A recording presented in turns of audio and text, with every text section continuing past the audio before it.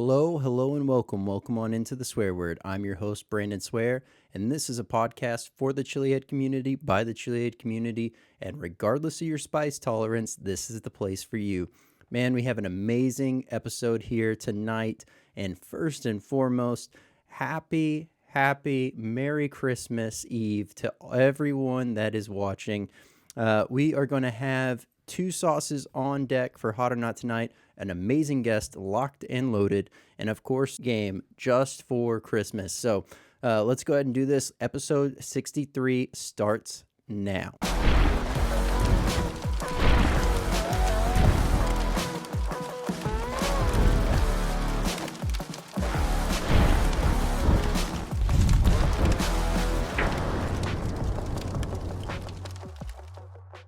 All right, hey, welcome on in, Swear Nation. So glad to have everyone here. We have an amazing episode. We're locked and loaded, ready to go tonight.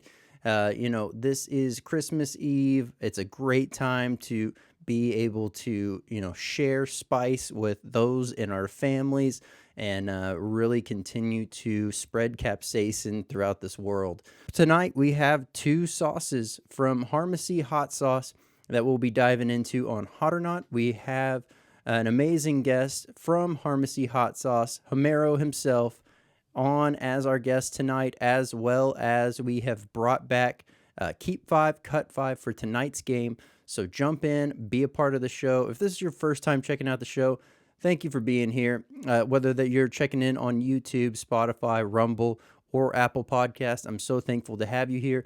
And continue to share this out with other like-minded individuals who are either just curious about the world of spicy or they're really trying to dive in and continue to grow that love and that passion. This is a great place for that. New episodes drop every Tuesday and Thursday, so looking forward to seeing more of y'all there. And let's go ahead and we'll jump on over to Hot or Not.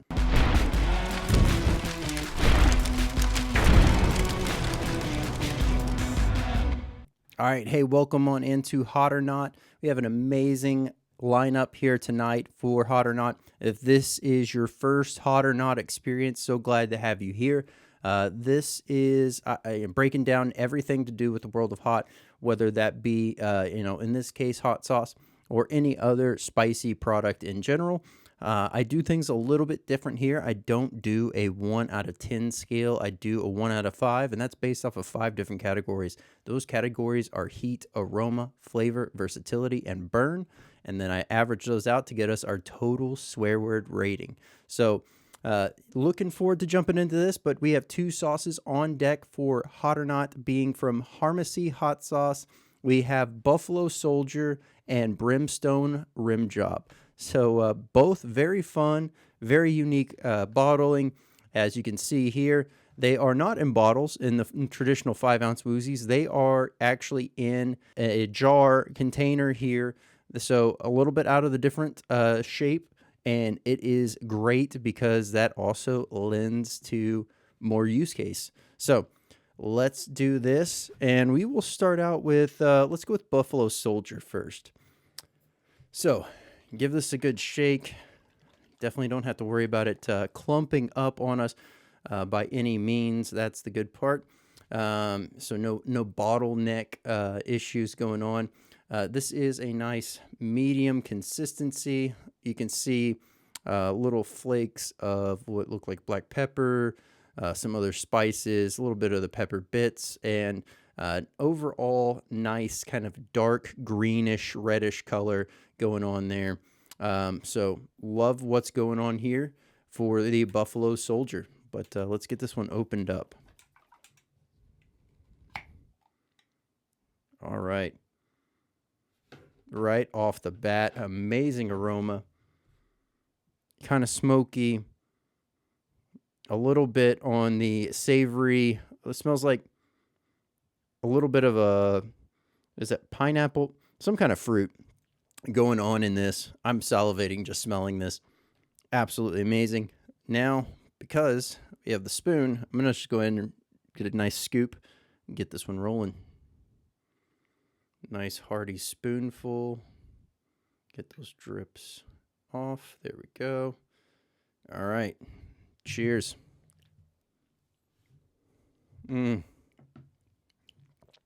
Wow. Right off the bat, insane flavor profile on this.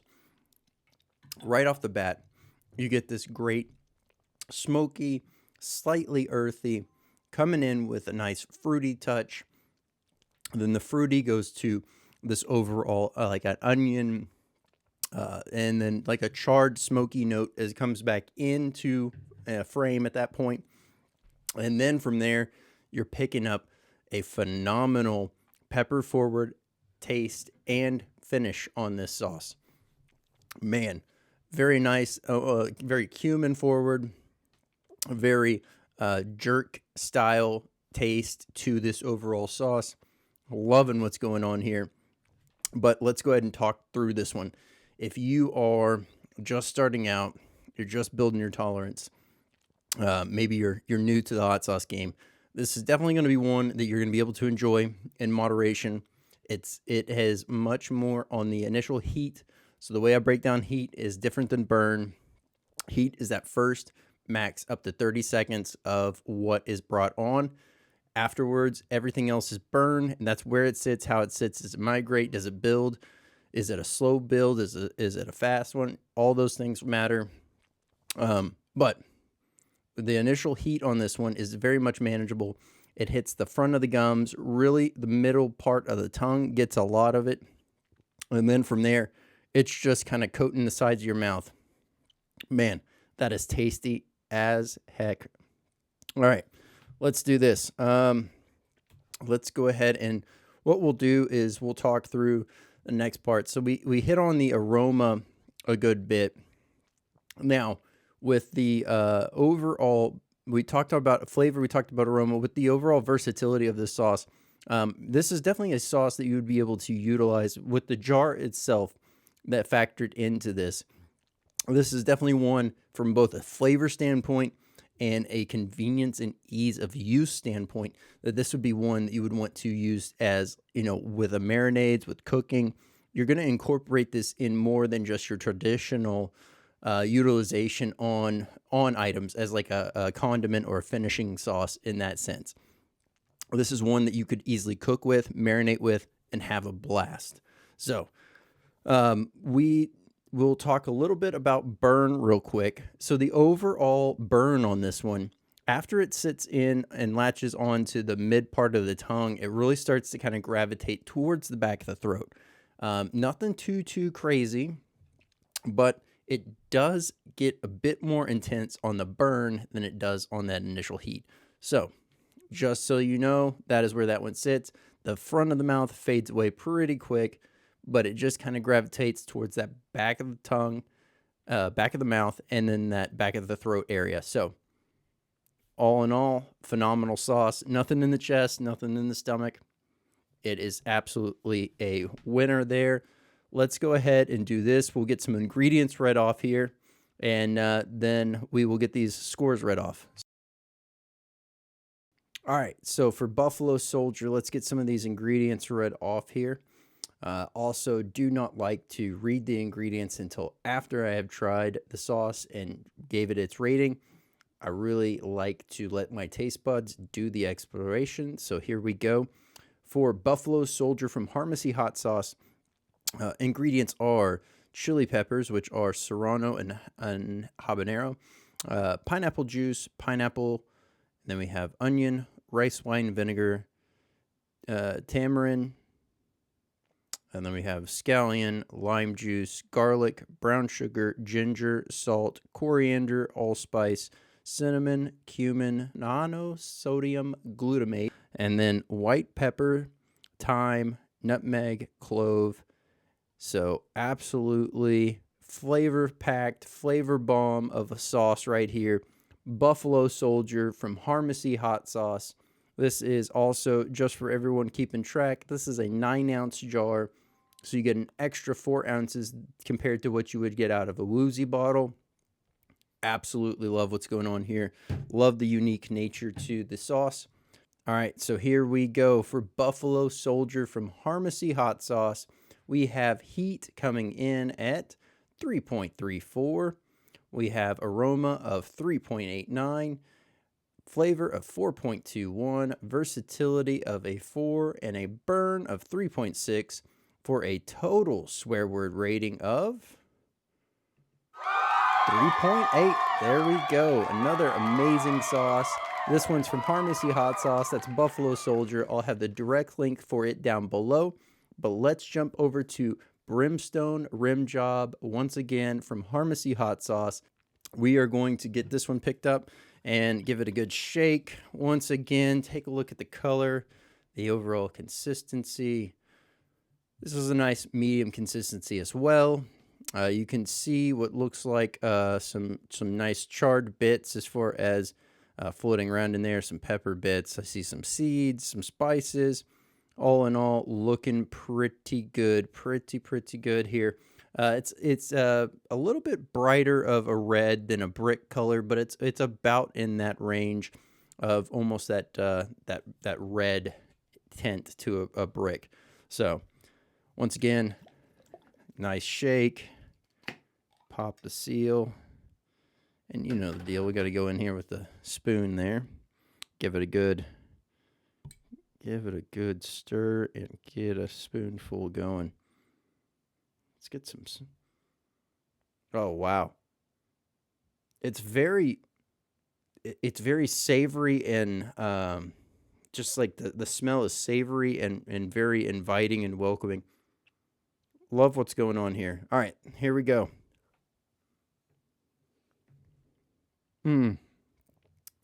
Wow.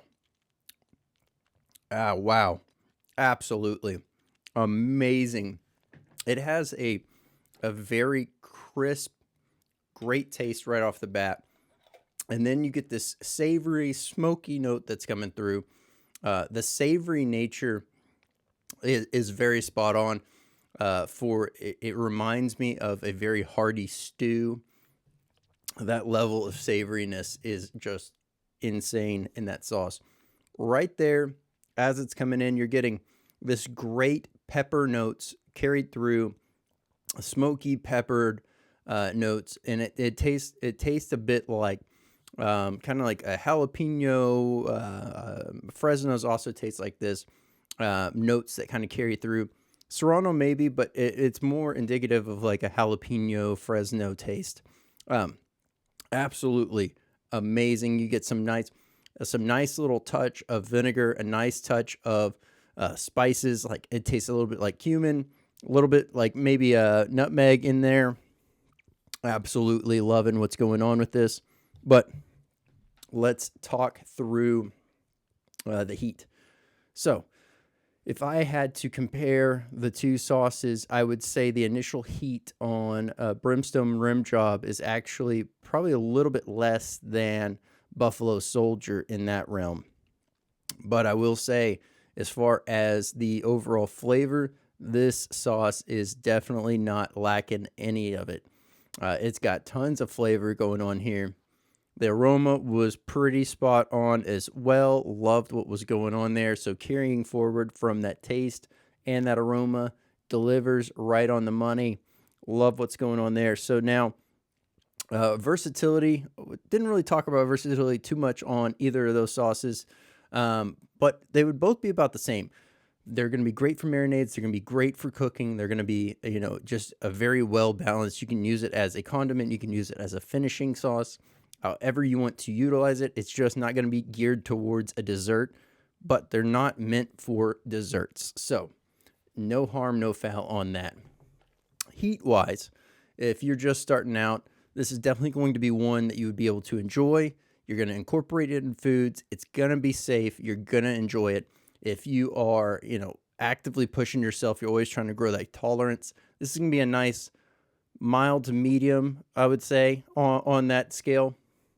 Now, the burn on this sauce. So with Buffalo Soldier, the burn was a bit more, just a little bit more than the overall heat.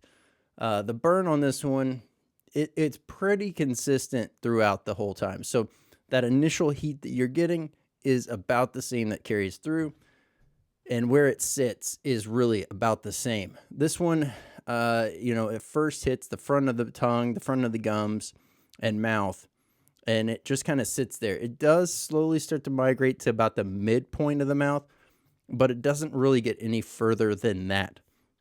So with that being said, this would definitely be a lot more reasonable and easygoing if you are just starting out compared to Buffalo Soldier. Definitely think you could still utilize both of them, and they would both be great. All right, so from Brimstone Rim Job, we have the ingredients being chili peppers. Here we go. Fresno, jalapeno, serrano, habanero. And then we have fire roasted red peppers, apple cider vinegar, tomato, onion, tahini sauce, then apricot, garlic, salt, monosodium glutamate, coriander, cumin, garlic powder, liquid smoke, and white pepper. Definitely makes sense. The overall smoky nature, that jalapeno Fresno is very prevalent and very noticeable in that flavor profile that's going on here. And really picking up that onion, that savory notes that are kind of carrying through, that tomato. All these things just really shine through, remind you of a very warming stew, very warming, hearty, overall just nice stew is the main thing that pops in my head. The cumin nature and everything else that's coming in through this sauce, you're noticing it, but it's not overpowering. This is just a great flavor profile the whole way through. Nice smoky notes that just kind of accent throughout, but amazing sauce right here from Harmacy Hot Sauce. That is the Brimstone Rim Job. Let's do this. Let's read off the scores here. So heat coming in at 3.3, aroma of a 3.9, flavor of 4.1, versatility of a 4, and burn of 3.3 for a total swear word rating of 3.72. There we go. Another amazing hot sauce from Harmacy Hot Sauce. Both of these will be linked directly down below, so you can go ahead and pick yours up. And we'll also have the links for the main website so you can check the full lineup. But let's go ahead and jump on over to the interview.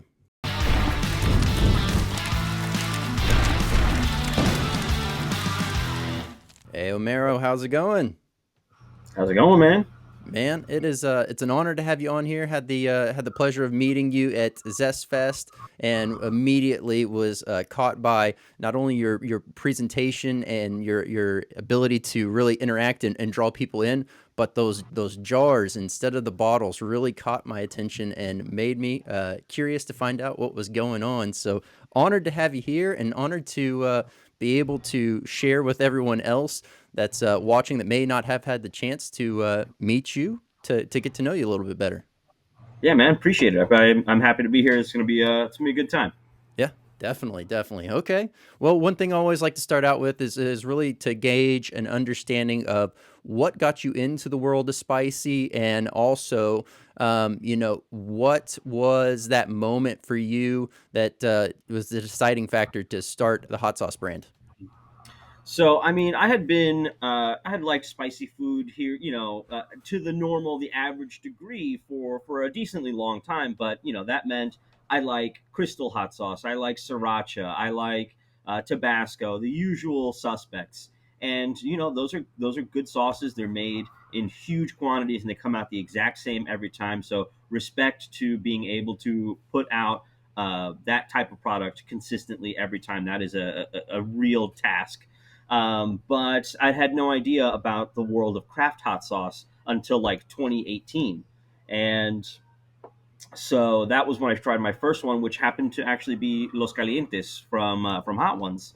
And that was like just, whoa, I didn't realize that hot sauce, excuse me, that hot sauce could be the vehicle for flavor that it really is. And that got the wheels turning and all that. But I was a broke college student at the time. So when it came time to buy some, and I saw that it was a $12 5-ounce bottle plus $5, plus whatever it was for shipping. I was like, absolutely not. That is insane. I've been cooking, I've been cooking for like 15 years at that point. And I was like, I can figure out how to make this. I just want to have some at the house. So I was going to school for electrical engineering, and that was really hard. That was not a whole lot of fun, and that's also when the pandemic hit. So everything kind of just stopped working for me, and I was like, well, I don't know what else to do. I had been making my version of some craft hot sauces for a little while and sharing them with friends, and pretty much the same story that every hot sauce maker has heard is like, oh, dude, this is so good. You gotta make this into a business. You gotta start selling this stuff. And they're like, dude, you guys have no idea how hard this is. Like, it's not just like an easy thing. And I was like, you know what? I'm gonna give it a shot and we'll see what happens. But turns out that was the right move. It turns out that was um, the yeah, that was the right direction to go in. People started really enjoying it and buying more, and I started expanding and trying new stuff, and it kept working. So I mean, the rest is history. Yeah, no, I mean it's amazing to always hear that positive feedback from everyone else and really kind of nudge you in the right direction. But one thing you mentioned is obviously going to school for electrical engineering and kind of heading down that path was making hot sauce really your kind of creative outlet, if you will, from the day-to-day grind of really just kind of head down and studying for that. 100%. Yeah. So cooking has always been cooking and food has always been a passion of mine. I grew up in a Cuban household, so food and joining love and food was just like that's normal. So yeah, we're all of us college students. We hungry, so I liked to cook and kind of that was our hangout spot at the house. But yeah, so the analytical prison of a lot of engineering homework definitely needed some kind of a creative escape. And yeah, hot sauce was an easy thing to cook and make and share with others to kind of like brighten all our spirits. And that was what got the ball rolling on that. So one of my sauces, Cinco, was the one that took inspiration from Los Calientes, but it is now its total own thing. It's been made so many different ways over the years. But with what I learned from making Cinco, I made my flagship, most award-winning product, Brimstone Rim Job, the roasted red pepper tahini sauce. And with those two, tomatillo clementine and a roasted red pepper tahini, those two sauces are what I started the company with Christmas Day 2020, and then yeah, just been rolling with that since, and added new flavors and all the whole shtick. Very nice. Okay, so then tomorrow then would mark your 5 year marker into the hot sauce game. That'll be the start of my fifth year in business, which is just wild to think about, considering it started off making a 1 gallon batch with a hand the consumer immersion blender, and now I'm running two or three 10 gallon pots back there with a giant RoboCoupe blender, and we're making more and more sauce every few months. It is so cool, and there's a team of people that help. Like, this is crazy. I started this year with 0 employees, and I have worked up to 3, which is just so cool. That I that's super awesome. I mean, the growth aspect alone is got to be amazing. I know from a business mindset, the pressure has got to be a bit much at times to really think about like, having these other employees there to know that you're also the one that helps them kind of be able to provide for their family, et cetera, or for themselves at the least, right? And so that's got to be some both exciting and also a little bit of a A pressure at the hundred same time. percent.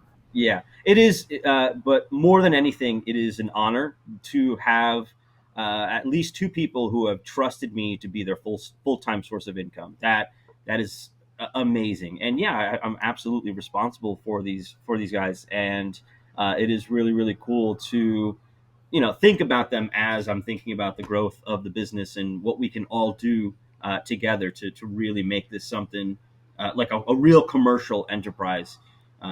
It's There's a lot of good stuff ahead for next year for sure. Very nice. Okay. Now, with your jars instead of the bottles, how does that impact, or does that impact your shipping process at all? Whenever really going through it, I know obviously with the bottles, you oftentimes see them either just normally stacked up side by side, or sometimes they'll be alternated to kind of make that space gap. How does that tend to work out best for you? Yeah, so I was hoping to have an example nearby, but I don't. So what I like about the jars, they're short, they're squat, they're very space efficient. They don't have like a tall, narrow thing that can break or something like that. So they in the I ship them in boxes where they are stacked on top of one another, separated by a foam insulator, and then wrapped heavily in newsprint. So they're immobilized in the box, and the box has about a half inch of extra space all around. So there's a little bit of crush protection and all that. And it makes it a very space efficient package that looks good, feels good in the hand too, because there's a density to it Mm-hmm. that's just kind of reassuring.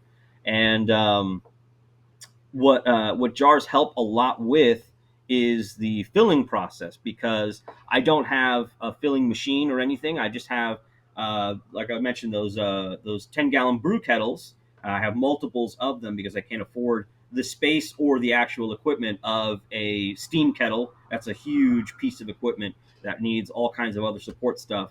Um, but it's just it's a gravity feed thing. So I need a wide opening, and having a 9-ounce jar makes it a much easier filling operation. Also, because it's a hot fill and hold process to seal the units. The jar being self stable, where I can just turn the lid and drop it onto a tray, that just makes it really easy for the flow of this building. And it helps to have that unique shape. I think it looks really cool. It stands out. Now there are definite drawbacks to that form factor.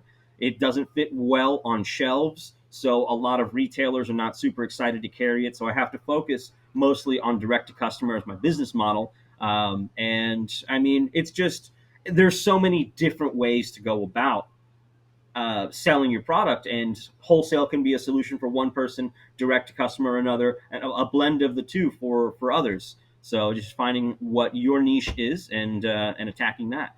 Yeah, no, absolutely, and very well said. And also, one thing that I was noticing, both at Zest Fest and then really just kind of thinking this through, in both what trying out the brimstone rim job and the Buffalo Soldier. Mm-hmm. So trying out those and really trying to think, and also calling back to the samples that I had at Zest Fest. The jar itself has to be also a benefit, because I feel like your sauce in general, while it's great as a finishing sauce, but it also, I feel like, would really sing and really shines through in during the cooking process, also for like a marinade process. So like it's more than just say, there's some sauces out there that you'll grab and you'll get, and whenever you have them, you really only use them as that finishing, right? It's not incorporated in the cook or anywhere through that process. Right. A lot of hot sauces are recognized and used exclusively as a condiment. Mm-hmm. And I like my sauces to be more of a cooking sauce. Now, don't get me wrong, it's balanced to the point where it can be used straight as a condiment. But I also want to make sure that they are rich and complex enough to be used as an ingredient. And to that point, actually, anytime somebody orders or purchases sauce, I always include recipes of different ways to use them, so you can kind of get those wheels turning, that it's more than just like something that you use at your table, because you can get a lot of great flavor out of those products without having to use too much. So those recipes are really the best way to get the most out of your sauce. But also, they can mix super well with mayonnaise or yogurt or sour cream or something like that for different dressings and dips. They mix into marinades and stuff like that. I want there to be multiple uses for the sauce. And that's why those jars are 9 ounces instead of a usual 5-ounce bottle. I want the customer to have more, because I want you to use it more often. And so that's kind of how that all took shape. Absolutely, and I was just about to say that with having that additional volume in that jar, it really frees up that mental block of like. So normally you have your bottle of hot sauce, and you're like you kind of tend to know, or you start to, as you really get to understand like your own personal tolerance with certain sauces. You start to understand when you look at a bottle, you're like, all right, this is going to be X amount of uses for me, etc. With having that additional volume, you really free up that mental block that's kind of already there from just past sauces in general, because One, you're not viewing the jar as the same thing as the bottle, but you also have the extra volume. So that's definitely nice and a great feature to have in there. Let's take a look at the. I'm gonna pull up your website here real quick. So obviously, this is for everyone that's watching and listening. Here is what the website looks like, so you are sure that you land on the right place. Obviously, whenever you type it into Google, it's going to pop up right away as well. But I mean, you have here. Here we go, right here. This kimchi sauce that was on the screen a second ago. Trying that at Zest Fest, I was just completely blown away by not only the creativity and the change to the traditional outlook on, like, say, a Asian style hot sauce. That was absolutely phenomenal. What was the thought process while going into creating that sauce? So it was I hadn't seen a kimchi hot sauce out there, and what was interesting is that it was a random conversation on the hot sauce sub of Reddit, and I was just like, I think I just like asked, like, what are some hot sauce profiles, flavor profiles that are overplayed, and what do you think we don't see enough of? And I had kimchi on my mind, but somebody also mentioned kimchi, and I was like, you know what? That's funny that you say that. I've been meaning to prototype a kimchi hot sauce. He's like, you know what? Me too. Let's make them in trade. And I was like, that's a great idea. So that was what spurred the creation of the first version of my kimchi sauce. And so I think it's an important place to mention that the kimchi is all handmade, right over here. So we make about 100 pounds of it at a time. And the sauces are all vegan and gluten free, which kimchi is usually not one or the other. So that took a little bit of working to create a fish sauce replacement that had that kind of that brininess and the complex flavor that would go into the fermentation. So that's how that one came to be. Very nice. Okay. Yeah, I love the outlook on not only. So that was one of the things that I always wondered was really the ability to.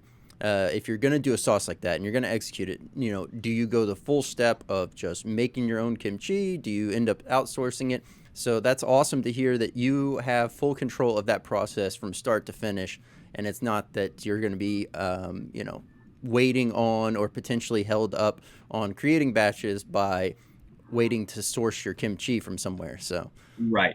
Well, I have run into the issue of g- selling a little too much chi without having enough kimchi fermenting in the back, because I do ferment it for about 3 weeks. So if I find out that I don't have any and I'm running low, that has put me in a bind before.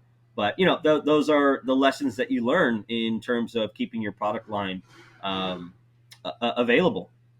absolutely. Absolutely. But it's a good problem to have that, 100%. the demand is there and you are just, it's a matter of just scheduling the time to make it. Um, so, all right. Now, you had mentioned that you had initially started out with more of, I guess, what we could consider your flagship sauce, the one that started it all. What's your motivation and inspiration while crafting these sauces and or any future sauces? So I've been eating all my life, and so really though what I mean is that I've been building a library of different flavor profiles. Not that I realized that I was doing this; it wasn't on purpose. But when it came time to create flavors for the company, honestly, I would look to some of my favorite recipes and stuff like that, and how to extract that flavor profile and turn it into a hot sauce. So Cinco, I had an example. Brimstone, that was actually a kind of a complete random accident, and I was given a bag of peppers by a buddy, and it had all kinds of stuff in there. Like from habaneros, Thai chilies, Peter peppers, all kinds of other stuff that I had not yet worked with. But what I had learned from making Cinco, I was like, let me wing it and kind of just see what happens when I do this. So Cinco is bright, fresh, and juicy. I want to go for something that's a little more roasty, smoky, and earthy. So how am I going to do that? Let's start off by chopping the peppers up, roasting them off, and then throwing them in a pot with some cider vinegar, garlic, and salt. Just see what happens. I did not have a spice tolerance at that time, so when I tasted that vinegar, I don't know what I was expecting, but it was just blinding pain. Like it was is exactly, and it was still temperature hot too. I didn't realize how the flavors meld and change over time once it's cooked and all and done. But so I'm like, I have tears streaming down my face. My ears are ringing. I can't see or hear. I pretty much flashbang myself. And I'm like, oh my God, what am I gonna do? So I'm looking through the pantry and finding like what can I possibly put in here that's gonna taste right and tame the heat. So I'm like, I found some tomatoes. I dumped that in there. Roasted red peppers. Yeah, that works. Let's go with a little bit of apricot. Let's go with a little bit of cumin, coriander. Like, okay, this tastes like almost something other than pain. What in the world can I? Tahini. And I saw the tahini. I was like, that's going to work perfectly. It's a fatty ingredient. That fat will bind to the capsaicin. It'll lower that heat profile, smooth it all out. By the way, if anybody hasn't noticed yet, I'm a huge nerd, and I love it. But so that was like the secret ingredient. That was the saving grace. And so when I blended it together with the immersion blender, it had a really unique effect where it like emulsified in, and it gave it this really unique creamy texture that I haven't really seen in many other hot sauces. So when I saw that and tasted it for the first time, I was like, ooh, that's really interesting. I've never actually had anything that tastes like this. This is really really cool. But again, I still had no idea that I was going to start a hot sauce company. That didn't come until like almost 2 years later. So I had been making those too and just giving them out to buddies and stuff like that for since then. But as far as new flavors, it usually comes from some kind of a recipe that I've been making, like a chili colorado recipe that became my Totex Tears sauce.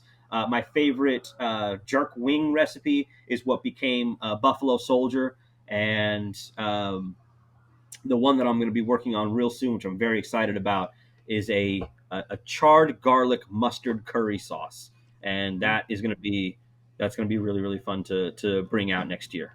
Very nice. That sounds amazing as well. And I know this is always a question that is fired off in the comments, so I might as well get ahead of the curve on this one and ask it. Everyone always likes to know which sauce that you make is actually the hottest sauce that you make from the lineup.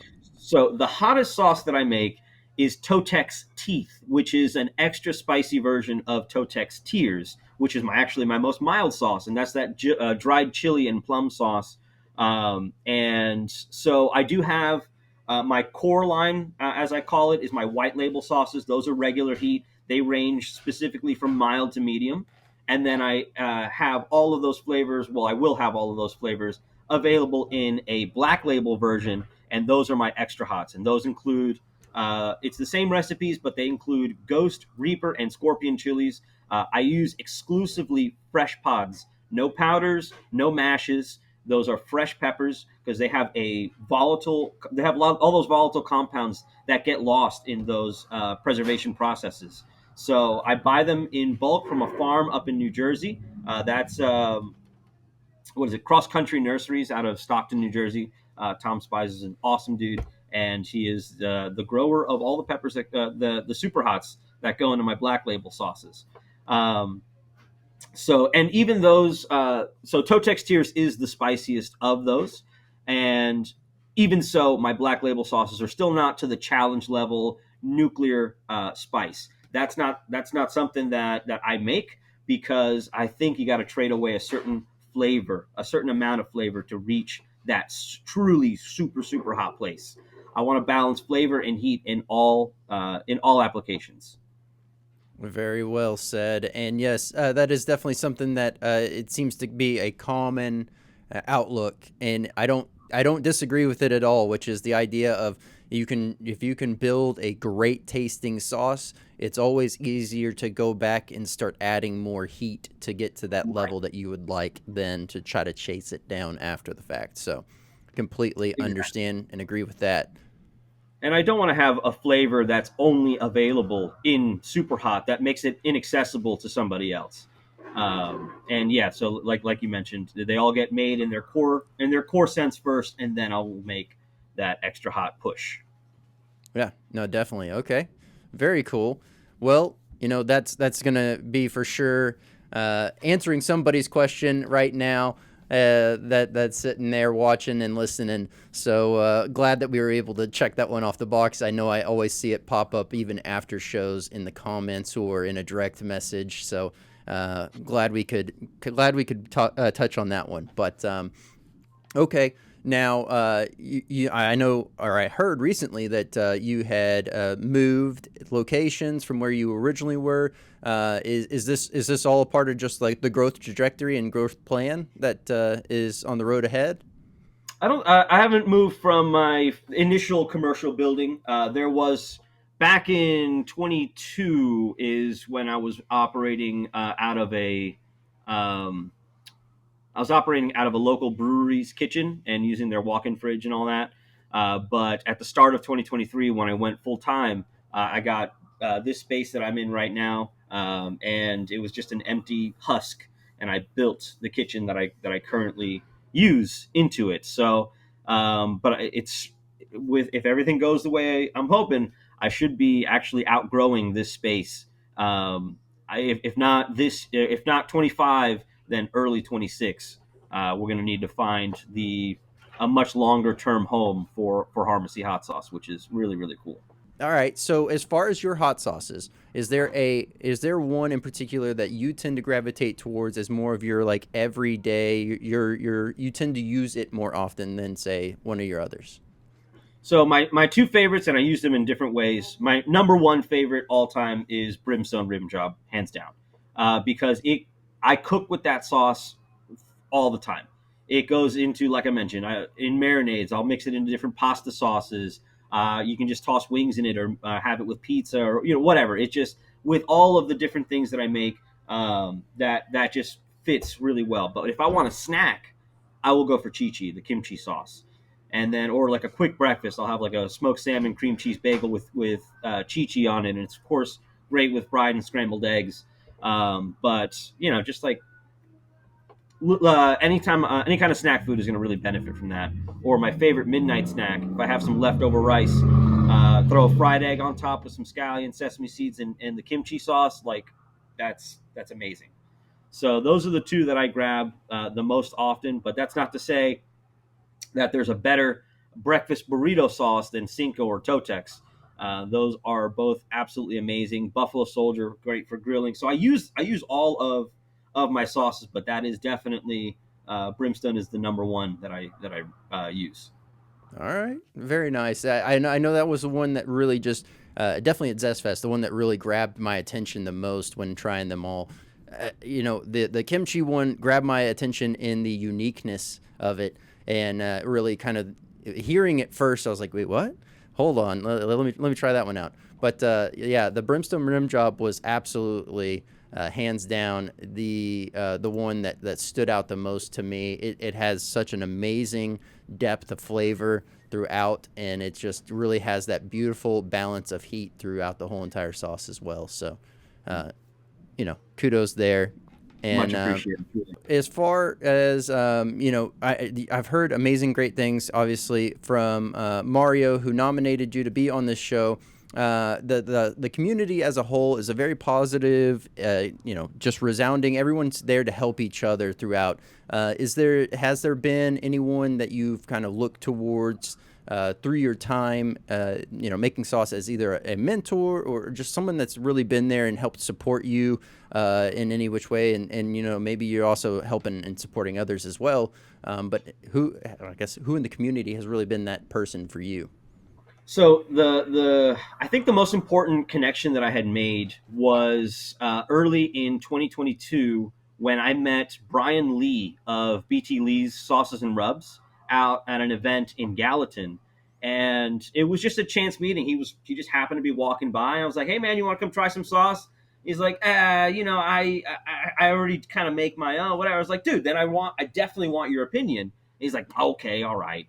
So this was back when I still only had Cinco and Brimstone, but he tried those. And he's like, "Dude, these are really good. Like, these can win competitions, man. you should try and enter some. And for those that don't know, I'm sure there's only a few people out there that don't know. Brian Lee, um, his sauces have won all kinds of awards over the years, and he just continues to rack up more and more. So I was like, all right, yeah, I'll take your recommendation. And in 2022, I entered and won uh, Sauce King New York City, like a grand champion Sauce King New York City, first place in the International Flavor Awards, as well as a first place in the Scovies, I think, as well. So he was right, and that was a huge boost to my visibility, and just coming out of nowhere with some pretty cool wins. And that also not only put me at least somewhere as a blip on the map, but started a fire in me. I was like, oh, like, dude, this can work. I can do this. Let's keep rocking it out, because there were some seriously hard days ahead, and I did not know that yet. But having that bit of a fire helped me get through that. And I guarantee that there's even harder days ahead, but we'll get those licked too. Yeah, no, definitely. And I guess to that point, we always hear about, the successes and really, and I guess on the flip side, you hear about the polar opposites to this whole thing, but it's really, as what you're saying, it's that staying true to what you're doing and staying in that grind to really get you past that hurdle. One of the things that we always like to touch on, which we'll hit on later. So if you have something in mind, I would keep it in mind. But it's really that idea of the nugget of knowledge to be able to alleviate the overall pains and struggles that you've encountered, and so that maybe someone else can just avoid that if they're ever in that situation, or they find themselves starting down that path. So it's really it's great to hear as far as the resiliency that you have to be able to continue to push through and do amazing things. And I mean, you're at shows, you're winning awards, like you're saying. And is there a show that you have yet to attend, or an award that you have yet to go after that you're really wanting to attend and or attain? So I would like to hit the Portland Hot Sauce Expo next year. It's just so far. I'm a big, like, I drive out to events guy. I will go. I've driven to Albuquerque, so I live in Cookeville, Tennessee. So I am at least centrally located, more or less. But so I drove out to Albuquerque. I drove to New York City. I drive to Philly, Chicago, Fort Worth, everywhere. But Portland is just a bridge too far, you know. That's the first one that I'm going to have to fly in, ship my product on a pallet, all that kind of stuff, and that just seems like a logistical nightmare. But the event, by all accounts, is an amazing one, so I absolutely am going to make every effort to attend. As far as awards that I would like to win, I want to. I guess the biggest one that I want to win is something from Hot Summer Nights, the Old Boney Mountain competition, because since that one's based in San Diego, and I've got the Grand Champion Sauce King New York City win, that means that I would be able to say that my sauces win awards from coast to coast, and that is just a fun little marketing bit that I would like to be able to include. So that's the one I'm gunning for in 25 for sure. No, that would be a great thing to tell others and share with others, and definitely have on the overall labeling and all that. I could see that really just shining through and being not only a great win for you personally, but obviously one that you could share with others, and it really just hit home. So that would be super cool. Yeah. Okay. The you mentioned, so I have yet to be out to the Portland one. I always see the their marketing for it is great. It's got great visual appeal. I always hear amazing things about it, but I always hear it's very hard to get into, to get accepted into, if you will. Is it? I mean, I don't know, so I'm just curious to know if maybe you do. Is it like a smaller venue in general? Or what is? Do you know what that kind of outlay is? So all of the expos, all four, because it's a circuit of them. There's the Portland one, New York City, Tennessee is the newest one, and then there's the Illinois one as well. They are all relatively small. I think the biggest one is probably New York, and that's 50, which is 50 vendors in New York City is not a huge amount. Yeah. The Illinois one was, I believe, in the mid 30s, similar with Tennessee and Portland. So yeah, it's a first come first serve thing, and an email goes out, and I mean, if you haven't responded and sent in your stuff within about a week or two, it's full. Like that's it. You gotta be on it like white on rice in a paper plane in a snowstorm if you want to get in. Very nice. Like the description there. Uh, okay. Now, being in Tennessee, I know you said that you get your peppers for a different area or a different sourcer, but there is an amazing grower that I have been fortunate to be good friends with. That's right there in Tennessee. That grows some absolute monsters. So definitely, if you're ever in a bind, I'll definitely get you in touch with him. He's always cranking out amazing pods, and he also fuels out a lot of these pepper competitions. I don't know if what his situation is with that, but I would imagine that would be Hey, something that he could easily do in a bind like that. always looking for new connections and new sources of peppers, especially ones that are closer to home. So this year has been crazy. Like 2024 has been just insane. The amount of growth it's hard to it's hard to describe because so it's like so much changes so quickly. It's hard to find the right solution that isn't going to change in a few months anyway. And it's yeah, well, it's a wild ride. I'll say, just to say the least. Yeah, let's go ahead and flip on over to the game. Here we go. We have keep 5, cut 5, and because this is Christmas Eve, we had to make this a Christmas edition instead of pepper related. So, as you can see here, and I will list all of these off for all those that are just audio listening, we have 10 different Christmas movies. I just typed in, top 10 popular movies, and it actually spit out 20. So I just grabbed from the list and we went with it. So, up first, we have National Lampoon's Christmas Vacation. Then we have A Christmas Story. We have Elf, The Polar Express. And then this one is The Christmas Chronicles. So that one's a relatively new one, and I've actually been I've enjoyed that one. That one's not too bad. And then Miracle on 34th Street. Then we have The Grinch. This is the Jim Carrey one. Yeah. And then we have Bad Santa. We have The Nightmare Before Christmas and A Charlie Brown Christmas. So here's how this goes. There's keeps and there's cuts. It's best to alternate this. It doesn't matter if you start with a keep or if you start with a cut, but keeping the flow going that way tends to work out best. So where Yeah. would So you like to we're gonna start? go. We're gonna hit the keeps right off the bat. Okay. It's gonna be A Christmas Story. What's it called? The Grinch, Bad Santa, Nightmare Before Christmas, and it's a toss up between Elf and A Charlie Brown Christmas. Just for me, but I think we're gonna go with Charlie Brown Christmas. Okay. So the cuts would have been what? Christmas Vacation? Christmas Vacation, Miracle on 34th Street, Polar Express. Polar Express has that uncanny valley thing going on. It's just like that was cool then, but it's Y- tough now. yeah. Yeah. I haven't seen the Christmas Chronicles. Um, It's definitely a fresh take, if you will, on the Christmas, the traditional Christmas movie. Heard Um, that. so that part's at least nice.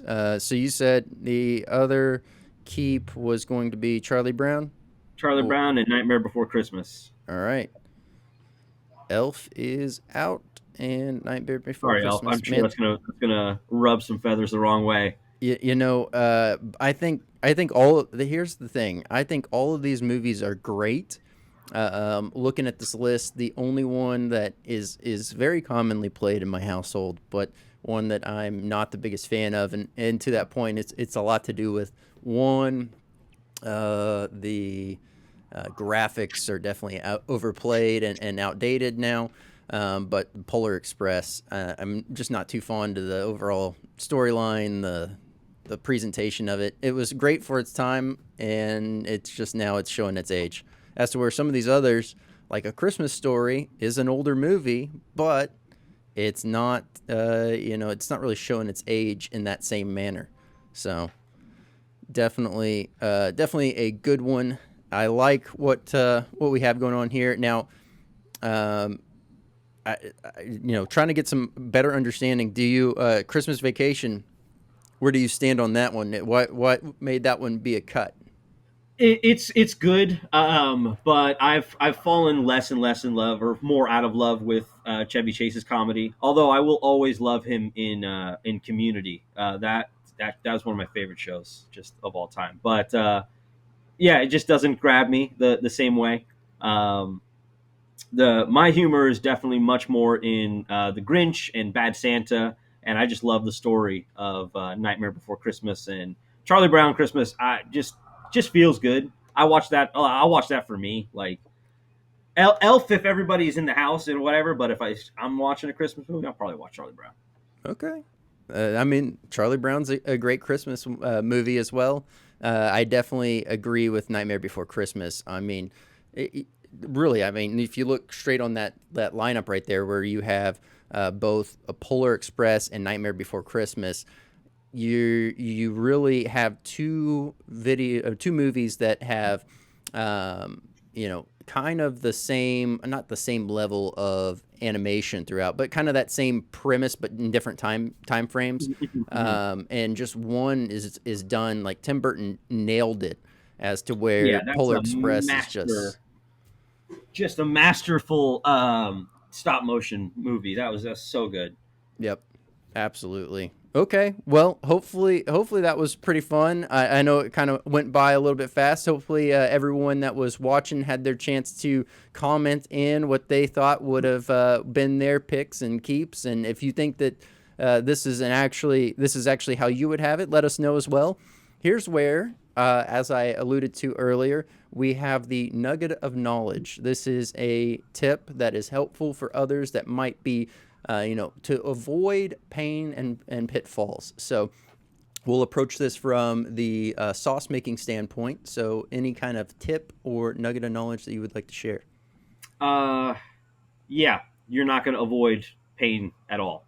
What you're going to need is to figure out your way through it. And to do that, you need to trust yourself, because it's going to get harder than you think it will. This is not a path for the faint of heart. This is a really, really hard job. And there's no safety nets. There's no one holding your hand. You need to figure it out. And you're going to find yourself in tough situations. And you got to trust yourself to see it through. Stay strong and get out of your own way. Absolutely. Very well said. Love it that they're just heading on with the idea of really knowing that you have to believe in yourself, believe in what you're doing, and just stay true to it. So, all right. The next thing is putting someone on the hot seat. So much like you were nominated for the hot seat, this is someone that you think would make a great guest for the show. I would like to nominate Adrian Hughes of Dangerberry Spice Company.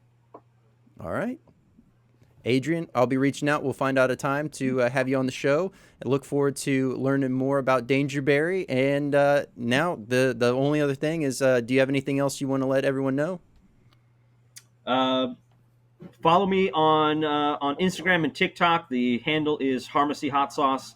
Facebook as well, all that good stuff. It's all Harmacy Hot Sauce. But 2025 is going to be a big year for content, and I'm really excited to take everybody through the behind the scenes, the development of new sauces, meeting everybody here, and just kind of like bringing a camera in and really showcasing what it takes to do this and how the growth goes, because I think there's a lot in store for next year. Really, I'm super excited. Very nice. I'm looking forward to it, Homero, and definitely appreciate having you on. It was an honor having you here. I would love to have you back. Obviously, there's so much more we can dive into, and definitely as you continue to grow and add new sauces, everyone's going to want to continue to follow along that amazing win path with you. Much appreciated, Brandon. Great to talk to you. Looking forward to crossing paths again. All right. Well, thank you so much, Homero. It has been absolutely honor to have you on the show. And hey, Merry Christmas Eve to everyone. This has been an absolute blast. And thank y'all so much for being here, sharing that moment with me here tonight. And I hope that everyone is enjoying time with their family and having a blast. And hey, you always know that you have a family here on the swear word. So definitely jumping in, being a part of the chat. Appreciate all of y'all. Thank you so much. If you're looking to pick up either of the sauces that were featured on Hot or Not tonight, you can definitely pick up those down below. I'll have the links in the description for the direct links as well as the main site for Harmacy Hot Sauce. And you can definitely check out the full lineup there. We have once again opened up sponsorships for 2025. So if you are looking to sponsor the swear word, definitely reach out on any of the socials or head on over to www.theswearword.net and definitely look forward to talking to you more about that. If you're looking to grow your brand, start your brand, hit a bump in the road, and you're trying to figure things out, highly recommend checking out podvision.io for all your needs. Crazy to think, episode 63 is in the books. Thank y'all so much for being a part of this, and I hope everyone has a Merry Christmas. I'm Brandon Swear, and from everything from the world of hot, this has been The Swear Word.